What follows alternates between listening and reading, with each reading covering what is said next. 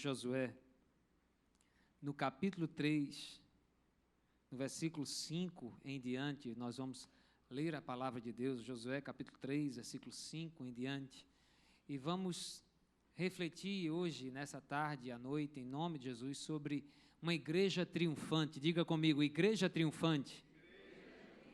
Agora diga assim, igreja Mir, uma igreja triunfante. Glória a Deus. Disse Josué ao povo, santificai-vos, porque amanhã, vamos lá, vamos ler, está na tela, vamos lá?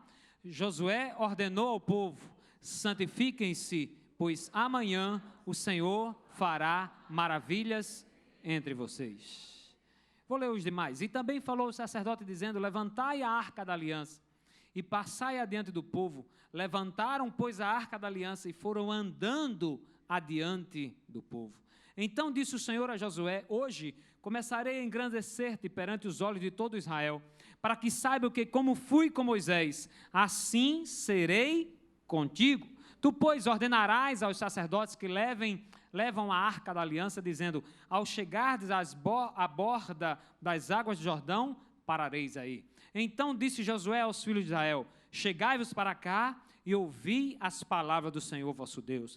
Disse mais Josué, nisto conhecereis que o Deus vivo está no meio de vós, e que de todo lançará de diante de vós os cananeus, heteus, heveus, fariseus, versículo 11, eis que a arca da aliança do Senhor de toda a terra, olha que coisa linda, irmãos, olha para a tela e diga comigo agora, vamos lá?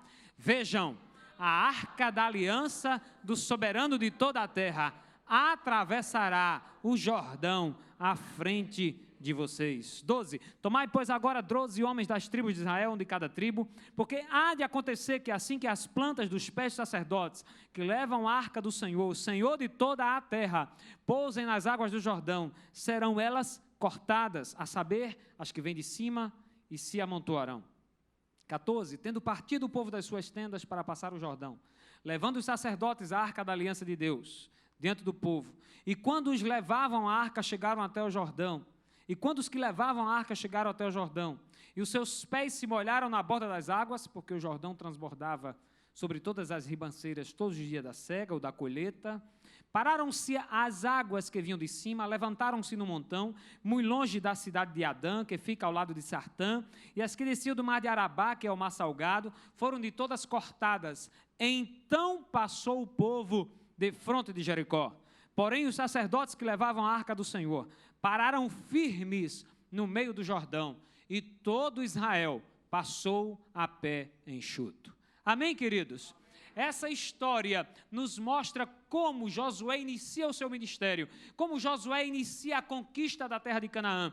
Aqueles, talvez 605 mil que está lá em Números, eles tinham sido abatidos pela descrença, pela falta de fé, pelo erro, pelo equívoco, pelo pecado. Aquela geração não entrou, mas a nova geração que nascera no deserto, agora sob a liderança de Josué, começa então a entrar na terra prometida. E o primeiro empecilho para que esse povo entrasse na terra prometida era o rio Jordão. Assim como Deus foi com Moisés no Mar Vermelho, foi também com Josué no rio Jordão. A igreja triunfante, irmãos, a igreja desse tempo, a igreja dessa era moderna, enfrenta várias dificuldades, enfrenta vários problemas, enfrenta muitos desafios. Estão em nossas igrejas pessoas que tiveram o espírito reconciliados com o Senhor, mas que ainda a alma é presa a alguma coisa, a alma está num rio caudaloso, num Jordão na enchente, e precisam ser libertos. E eu estou falando numa igreja que entende libertação, que ensina sobre libertação, e que Deus tem agido nessa cidade através de vocês, para trazer cura e libertação ao nosso povo. Aleluia! Glória a Deus! Vocês entendem de passar o Jordão. Mas algumas características nós aprendemos aqui sobre uma igreja triunfante. Como se dá, como acontece de uma igreja ser uma igreja triunfante? A primeira lição que eu aprendo está lá no versículo 1 do capítulo 1, mantenha a sua Bíblia, o seu tablet aberto aí, capítulo 1, versículo 1, diz assim: sucedeu depois da morte de Moisés, servo do Senhor, que este falou a Josué, filho de Num. O que diz a Bíblia? Servidor de Moisés. Olhe para a tela. O que diz na tela aí? Auxiliar de Moisés. A igreja triunfante é submissa a um líder confiante. Diga comigo. A igreja triunfante é submissa a um líder confiante. E eu louvo a Deus, porque Deus tem dado a essa igreja um homem de visão, um homem de fé, um homem que confia a sua vida, a sua família, a sua casa, o seu ministério ao Senhor Deus Todo-Poderoso. No versículo 7 do mesmo capítulo 1, a Bíblia diz assim: então somente ser forte, Josué, e muito corajoso, para teres o cuidado de fazer segundo toda a lei que meu servo Moisés te ordenou. Olha, irmãos, eu acho interessante a palavra de Deus, porque ela nos revela algumas coisas interessantes, algumas coisas preciosas demais. Olha para a tela aí: toda a lei que o meu servo Moisés lhe ordenou. Quem deu a lei ao povo, irmãos? Quem deu a lei a Moisés? Deus deu a lei a Moisés, mas Deus delegou a autoridade ao líder Moisés. Quando Moisés conclui a sua obra na terra e é tomado pelo Senhor, Deus delega essa autoridade a Josué. E aí é interessante porque Deus diz assim: olha, toda a lei que eu ordenei, ele diz assim, não, toda a lei que o meu servo Moisés ordenou. Uma igreja triunfante tem um líder confiante que anda em submissão ao Senhor, que anda em submissão a outras lideranças. No começo, Josué era um líder inexperiente. Ele queria proibir que os que não estivessem no arraial, isso está lá em Números capítulo 11, versículo 28, não precisa você ir lá. Mas quando todos que estavam ali na tenda, ao redor de Moisés, profetizaram, aqueles 70 líderes, Eldade e Medade, que não estavam presentes, mas estavam lá no arraial, também foram tomados do mesmo espírito, começaram a profetizar, e Josué disse: Moisés, você quer que eu os impeça? E Moisés disse assim: quem dera que toda a congregação profetizasse. O meu desejo é que todos profetizem. O nosso desejo, irmãos, como líderes da igreja, é que todos sejam profetas do Senhor. Líder de célula, você é um profeta do Senhor. Discipulador, você é um profeta de Deus. Na vida das pessoas, coisa linda, tremenda, a irmã disse: olha, eu encontrei o sentido, e eu entendi o que ela disse, a razão de viver é Jesus, mas eu encontrei um sentido maior de viver em comunidade, que é a minha célula. Que coisa preciosa, irmãos. Josué, no começo, era um líder inexperiente. Mas depois, durante a peregrinação, se mostrou um guerreiro corajoso.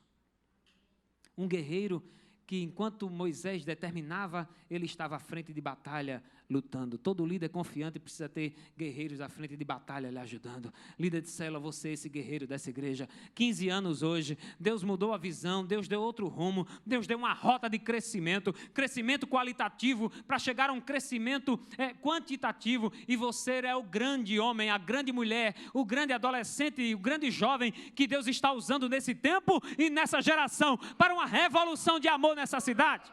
Aleluia! Glória ao nome do Senhor. Nós fazemos parte desse tempo, irmãos, dessa geração. Eu não canso de agradecer. Ontem vinha descendo a Rui Carneiro, a gente vinha de uma sofrência à tarde na praia de Ponta de Campina, um churrasco abençoado com os irmãos. E eu estava dizendo: meu filho, é tudo muito bom, oh, coisa boa, é bom demais. E o meu filho menor disse: papai, tudo tu acha bom? É sempre dizendo: é muito bom, é bom demais eu estar vivo, curtindo vocês, minha esposa, os meninos, a família, a igreja, está sendo usado, o céu deve ser esplendoroso, ruas de ouro, eu vou estar lá, mas por enquanto a minha senha não foi chamada, nem vai ser agora, e aí eu estou aqui curtindo você. Estamos juntos numa grande obra.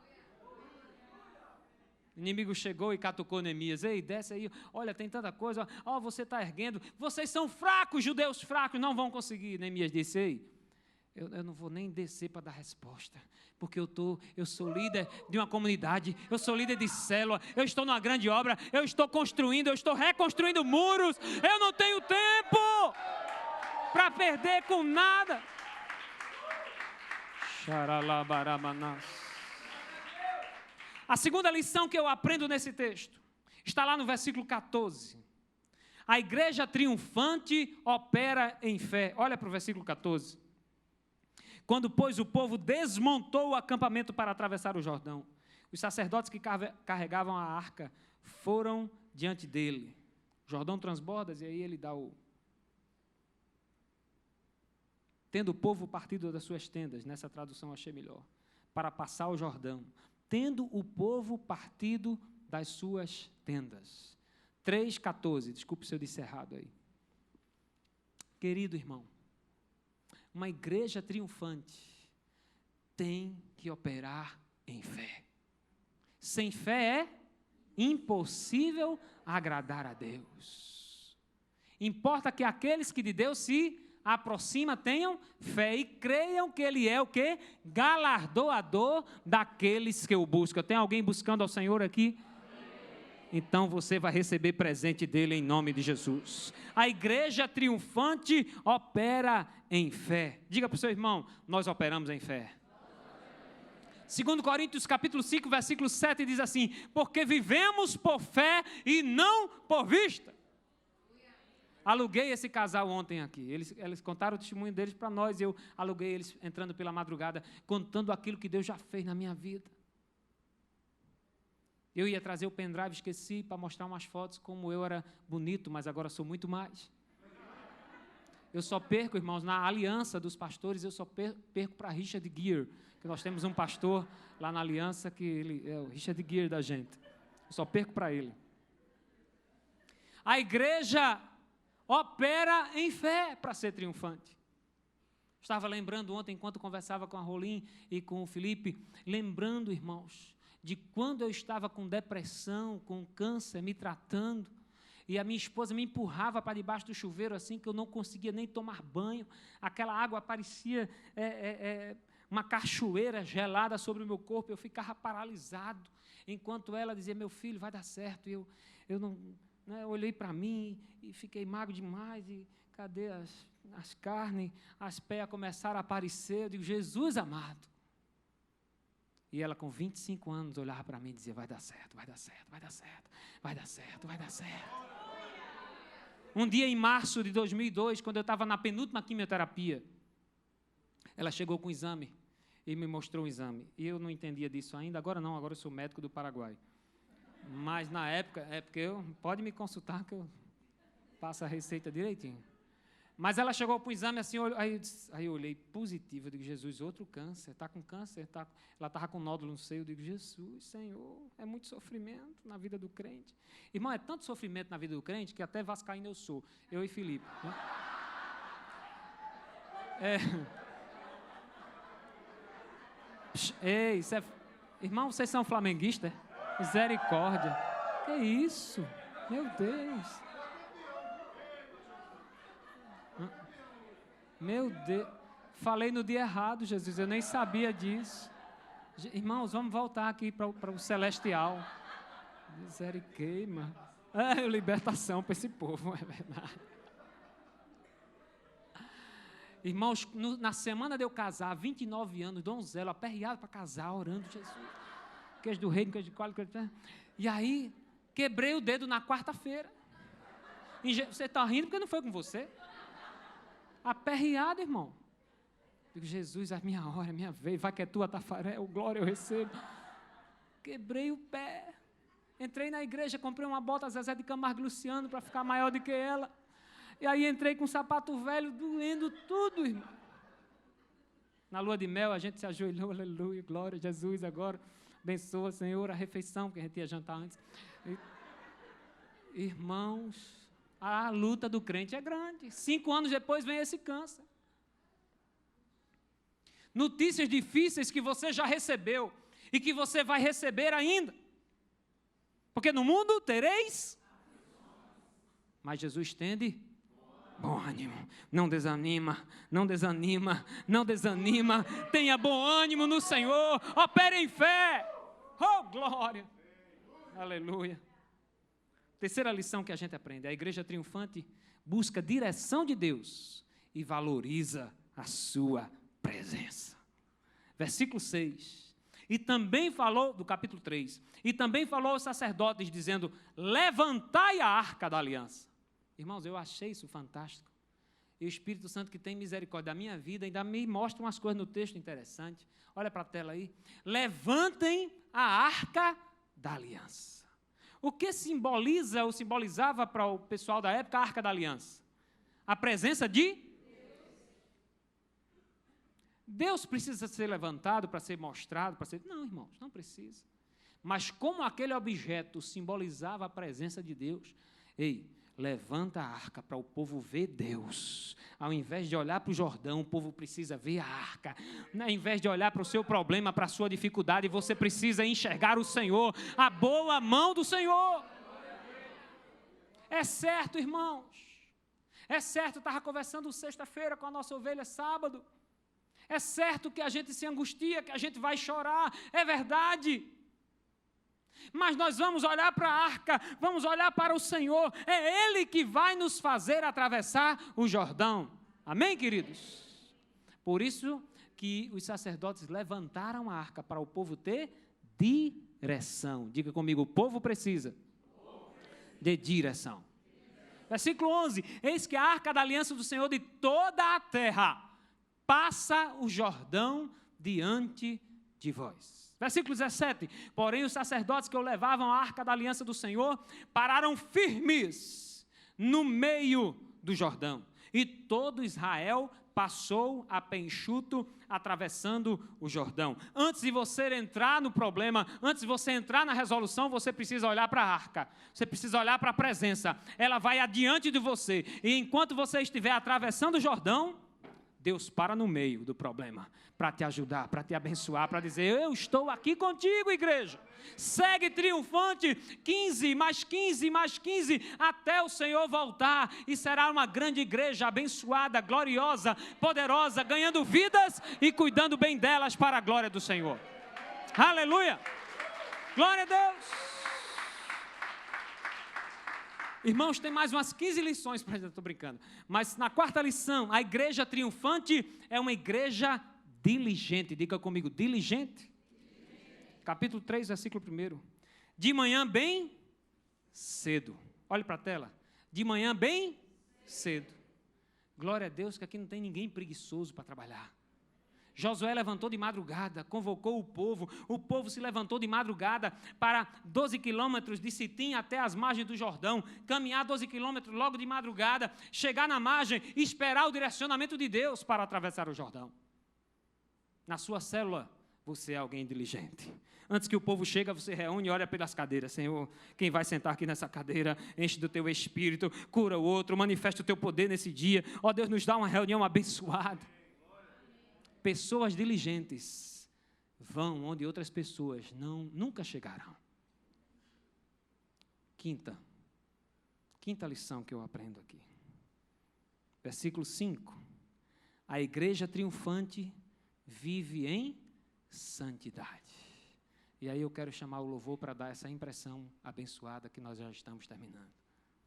Santifiquem-se, pois amanhã o Senhor fará o quê?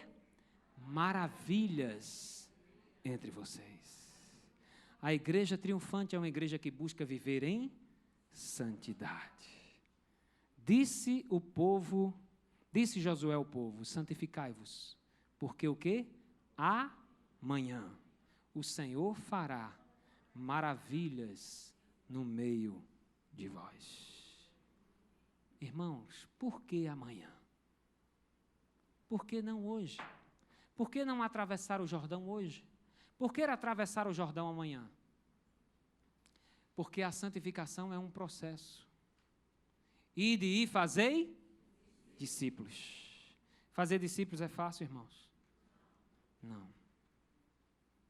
Nós não somos discípulos fáceis, mas Deus teve misericórdia de nós. Não é verdade?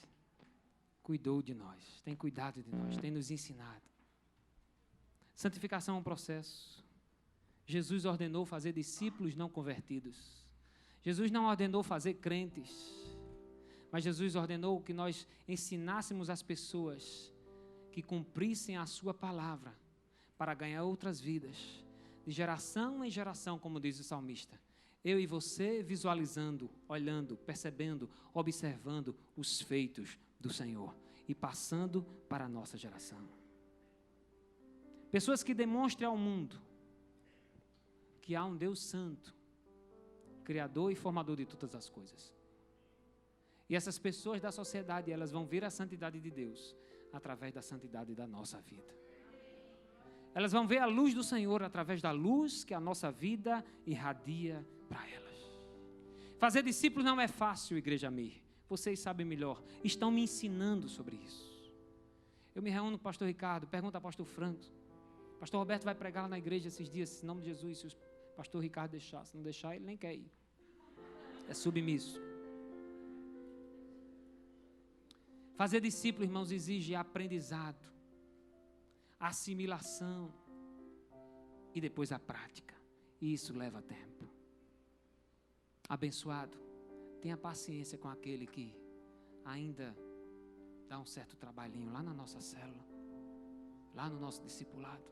Talvez aquele que não entendeu, irmãos, esse é o meu grande, para pastor Ricardo, e vocês não, porque vocês são amorosos demais, mas esse é o meu grande desafio, amar,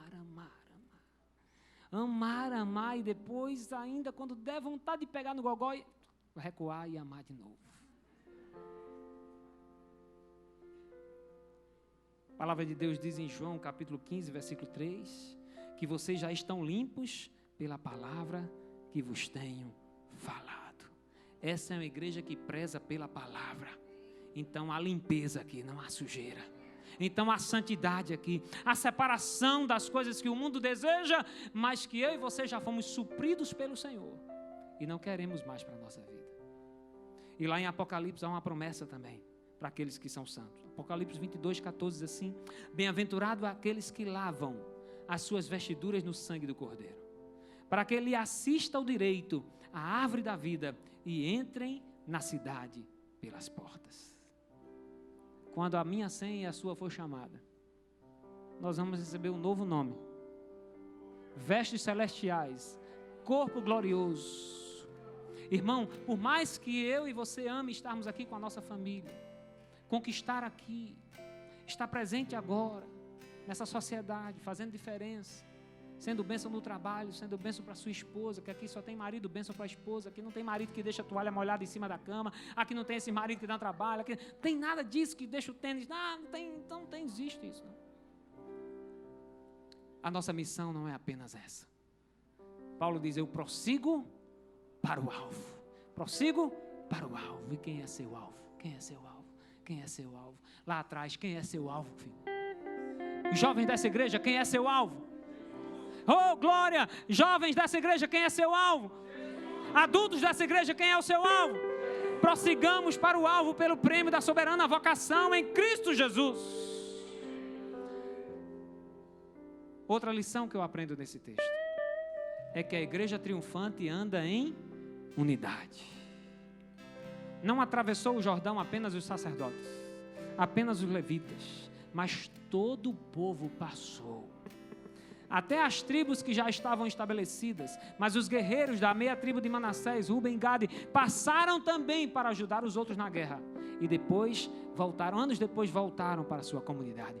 Todos, irmãos, a igreja triunfante, todos crescem, todos são abençoados. Quando há unidade, há poder. Quando há concordância, há liberação do alto na nossa vida, de virtude e de poder de Deus. Paulo diz em Romanos capítulo 12, versículo 5. Assim nós, que somos muito, somos um só corpo em Cristo, mas individualmente somos membros uns dos outros. Olhe para o irmão do seu lado assim e diga, eu sou membro com você no corpo de Cristo. Eu dependo de você. Olhe para o outro para ele não ficar com raiva e diga assim, eu dependo de você. E por último, irmãos, a igreja triunfante deixa um legado para as gerações vindouras. Está lá no capítulo 4, no versículo 4, quando Josué chama os 12 homens, e um de cada tribo passa diante da arca do Senhor. Cada um leva uma pedra sobre o ombro, segundo o número das tribos dos filhos de Israel, 4, 6 agora.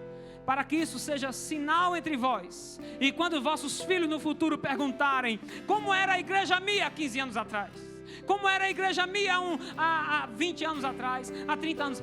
Começamos assim, tinha um grupo de oração assim. Depois Deus mudou a história, entramos em células e fomos ganhando João Pessoa. E agora estamos nesse grande auditório para 5 mil, para 10 mil pessoas. Começamos assim. Ei!